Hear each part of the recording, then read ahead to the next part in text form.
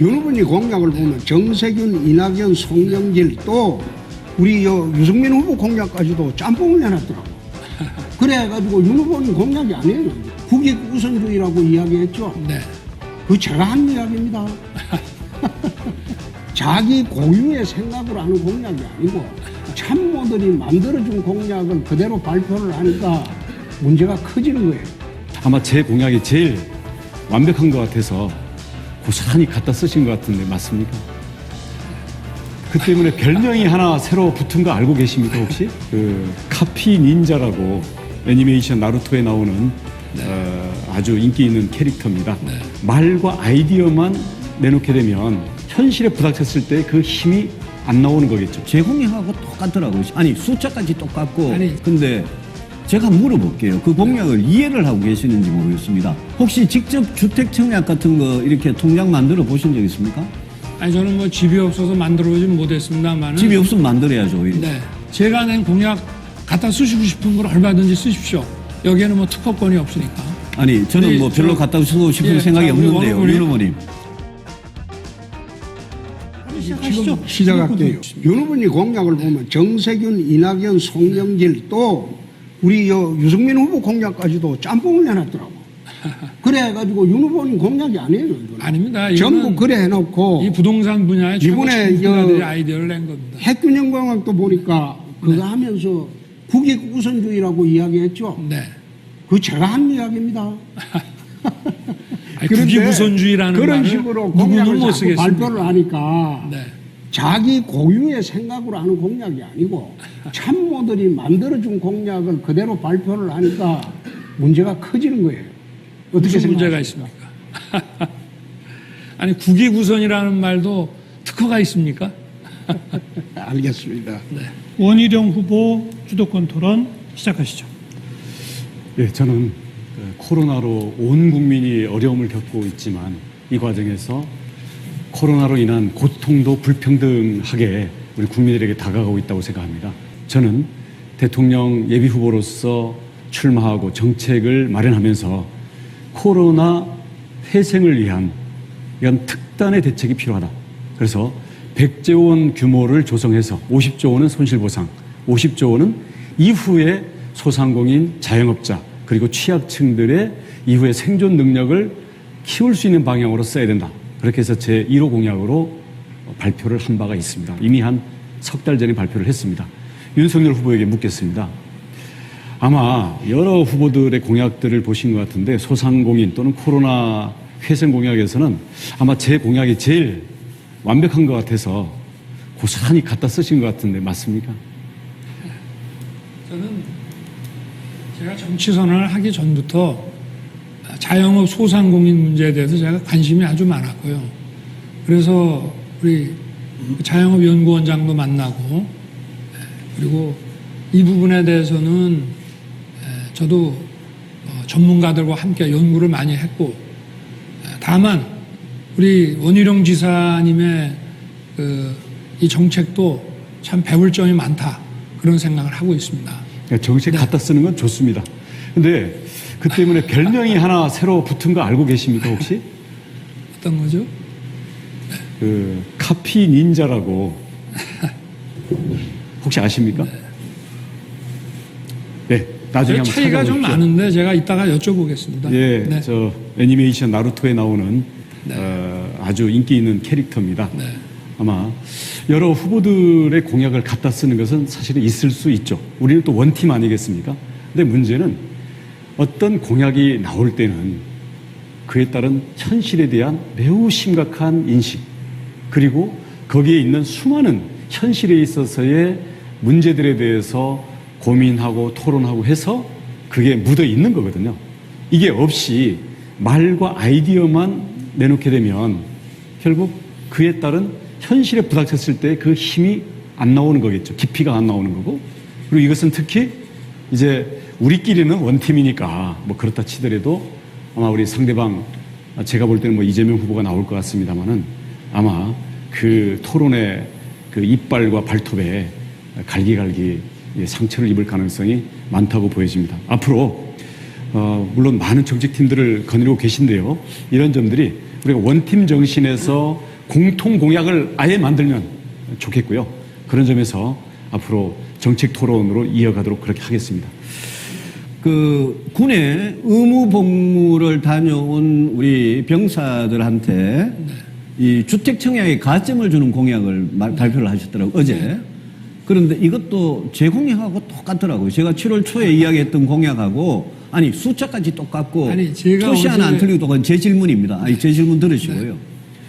그 뭐 저는 공약을 나무 공약을 좋다고 생각하면 뺏길 수는 있다고 생각합니다. 근데 제가 물어볼게요. 그 공약을 이해를 하고 계시는지 모르겠습니다. 혹시 직접 주택 청약 같은 거 이렇게 통장 만들어 보신 적 있습니까? 아니 저는 뭐 집이 없어서 만들어보진 못했습니다만은. 집이 없으면 만들어야죠, 오히려. 네. 아니 한 번도 해본 적은 해본 적은 없고. 없습니다만은. 네. 저 말씀을 이렇게 하셨어요. 거기에 주택 청약 가점을 왜 5점을 주는지 아십니까? 왜 5점을 주는지 아십니까? 어떤 사람? 공약에 5점을 준다고 되어 있거든요. 아 그거는 저 국가를 위해서 복무를 했기 때문에. 아니요. 그게 왜 4점도 아니고 6점도 아니고 5점이냐는 거예요. 원래 5점이 그 부양가족 수에서 자녀 하나 있으면 주는 예. 배정하는 게 5점이죠. 예, 그렇습니다. 네.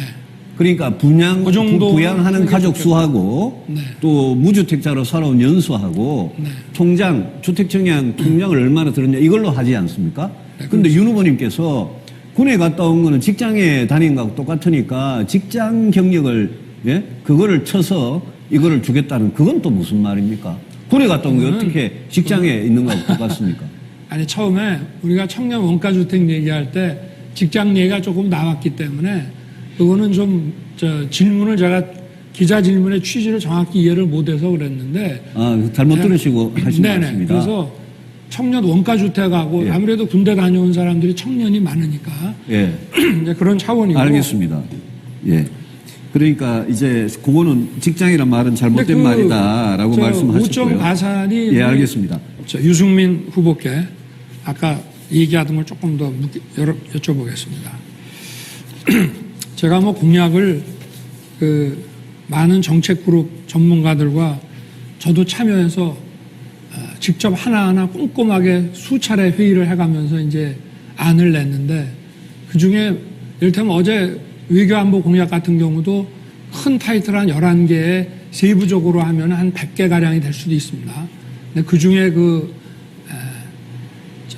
청약 5점 가산하는 문제를 이제 제가 베꼈다 이러면서 말씀을 하시는데 이게 원래 금년 1월에 그 우리 하태경 후보님께서 대표 발의한 그 법안에 들어가 있는 내용 아닙니까? 그거는 저는 4년 전에 네. 대선부터 이야기하던 겁니다. 그거는 뭐 저희가 잘 모르겠습니다만은 이게 더불어민주당에서도 이런 공약을 이런 정책을 계속 얘기를 해왔고 또 저희는 이거를 누구를 보고 베낀 것이 아니고 실제로 우리 전문가 그룹에 있는 분들이 그 군대를 제대한 그 청년들을 상대로 일일이 인터뷰를 해서 이걸 지금 모은 거거든요. 근데 사실 거의 100여 가지에 가까운 것 중에 하나를 가지고 뭐 공약을 베꼈니 뭐 이렇게 말씀하시는 거는 좀 어폐가 있지 않습니까? 아닙니다. 네. 지금 여야 대선 후보 중에 네네. 주택 청약 가점을 5점, 네. 그다음에 군에 의무 복무한 기간 전 기간에 대해서 네. 국민연금 크레딧을 준다. 네. 이렇게 말씀하시는 분은 윤 후보님하고 저밖에 없습니다. 아니 그러니까 이게 저희는 베낀 아니 그 것이 아니고 5점이라는 전부 가점까지도 예. 실제 청년 그 제대자들을 상대로 예. 우리 군 장성이나 뭐 영광급으로 있다가 제대하시고 우리 정책 그룹에 계신 분들이 전부 일일이 수십 명을 인터뷰해서 얻은 결과거든요. 하여튼 좋습니다. 아니 그 정책이 이제 그분들이 네. 윤 후보님의 그 정책 참모들이 네. 그 군에 전역한 사람들 인터뷰해서 만들었다고요? 네. 아 그러면 수십 명 인터뷰를 했습니다. 저한테 인터뷰 결과를 좀 주십시오. 아니 진짜요? 알겠습니다. 네네. 예. 제가 얘기를 그렇게 아니, 청년들이 이런 내용이 어디서 어디서 나왔냐 하니까 예. 실제로 뭐 거기 보면은 무슨 급식 문제 하며 용산 8군에 근무하는 사람하고 똑같이 좀 먹게 해달라는 등 뭐 이런 모든 의료 체계 개선 이런 거 전부 그 제대자들을 인터뷰해가지고 나온 것입니다. 그러니까 저한테 지적하신 그 부분을 네. 인터뷰를 해서 얻은 결과라면 그 자료를 저한테 좀 주십시오. 네. 그리고 아니 우리- 뭐 답변을 안 하시는데. 그 자료를 좀 드리겠습니다. 주십시오. 네. 예, 예, 제가 말을 그렇게 들었으니까 예. 제가 그 자료를 달라 그래서 예, 보내드리고 주십시오. 예, 예. 우리 그리고 뭐 참고로 뭐 우리가 어느 후보분들도 제가 낸 공약 갖다 쓰시고 싶은 걸 얼마든지 쓰십시오.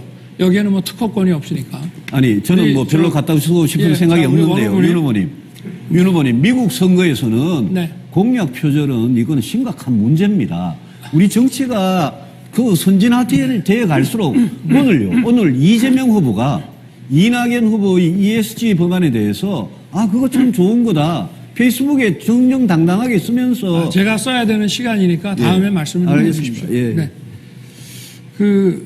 원 후보님께서 지금 자영업자 회복 프로젝트 100조 지원 관련해가지고 저희는 이제 좀 많은 차이가 뭐냐면 원 후보님은 그 100조 원을 투입하는 것을 전부 이거를 재정으로 지금 하신다고 그랬고 저는 그 43조 플러스 알파 해서 50조 정도는 재정이고 50조는 금융인데 이것이 이제 보증 대출이기 때문에 보증료 5조로 해가지고 저희는 재정은 50조 들어가는 거로 했습니다. 그런데 이게 100조면은 이제 임시특별 목적세 국채 발행 그다음에 예산 조정으로 이거를 하시겠다고 했는데 이게 좀 실현 가능성이라든지 또 국민의 부담이라는 차원에서 이게 좀 어떻게 이게 안 그래도 저희가 또 다른 것으로 지원해야 될 것이 많은데 이렇게 한꺼번에 100조를 이렇게 집어넣기가 현실적으로 가능한 것인지 뭐 충분히 보상해드려야 되는 거는 맞습니다만. 그러니까 윤 후보님께서 제 공약을 네. 제대로 안 보고 지금 하셨다라는 게 지금 드러나는 겁니다. 제 그러니까 베낀 공약은 거는 아니네요. 손실보상이 이미 네. 유승민 후보께서도 말씀하셨습니다. 네. 50조도 부족합니다. 그렇기 때문에 우선 네. 당장 쓰러져가는 자영업자들의 이미 발생해 있는 손실을 네. 가급적이면 이거를 우리가 보상을 좀 해주자. 그 이후에 경쟁력 강화 기금은 매년 10조씩. 좋습니다. 그러면 그리고요. 손실보상을 해주는 그 조사와 기준은 어떻게 잡으셔야 될 것 같습니까? 뭐 그거는 말씀 좀 주시죠. 그 점이 바로 지금 정부와의 차이점인데요. 네. 이 부분에 대해서는 정확한 데이터 그리고 현재 우리가 보상을 해줬을 때 이게 혹시 임대료로 다 들어가 버릴지 네. 아니면 금융기관의 부담으로 갈지 이런 것들을 정확히 계산을 해가지고 네. 우리 고통 분담을 하면서도 우리 자영업자와 소상공인들이 이후로 재기할 수 있는 정확한 정책을 짜야 되죠. 왜냐하면 이것은 IMF 때 우리 공적 자금 조성하고 쓰던 거나 마찬가지입니다. 그래서 돈을 어떻게 조성할 거냐도 중요하고요. 어떻게 쓸 거냐가 더 중요합니다. 근데 저는 시간이 됐습니다.